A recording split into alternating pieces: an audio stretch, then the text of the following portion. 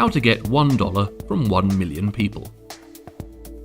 Walmart is by far the biggest company in the world, with a revenue of almost $500 billion. And when you compare them to most others in the list below them, like China National Petroleum, Toyota, Apple, and United Health, there is one obvious difference. Everyone else is selling something expensive: oil, cars, iPhones, health insurance. Companies like Walmart, and now Amazon, have found that you don't need to make a lot from each customer, so long as you have an enormous amount of them, because almost everyone can afford $1, right? Today, we'll look at some of the best ways to set up low-cost, scalable businesses that are designed to reach a wide audience. So, a physical product is probably not your best option. It's going to be difficult to manufacture anything cheap to make a profit off a $1 item. It's not impossible, of course.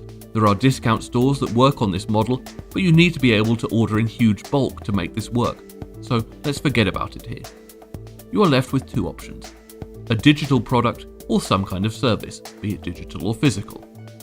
For a physical service, you're only going to be able to get 1 million customers if you're somehow able to batch these services together. You just wouldn't have time to do them individually. A laundromat is a good example. If you had 25 machines, you could get 50 customers an hour, call it 500 customers a day. That's 180,000 per year, and then you have 1 million people in under 6 years. You should probably charge more than $1 to make a profit, but the basic premise works. But digital is surely the best option, because you can keep your costs extremely low. What's more, once a digital product is created, like an ebook for example, there are no further costs to produce more copies or to distribute it. So, probably the best industry you could enter is app development.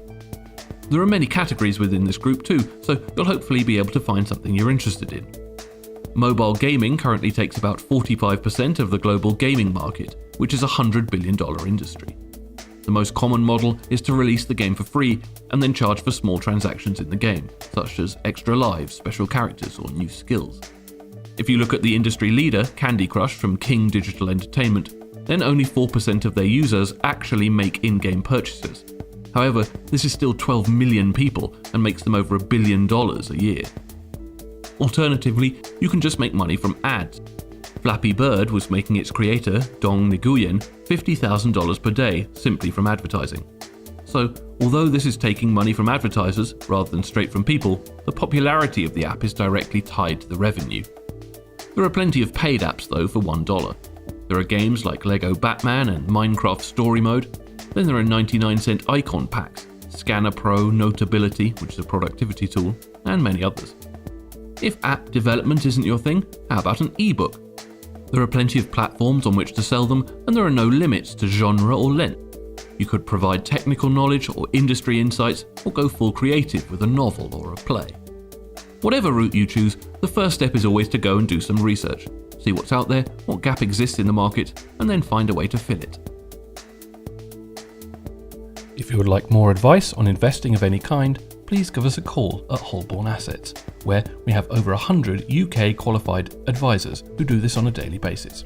So, if you're serious about investing, we look forward to chatting more soon.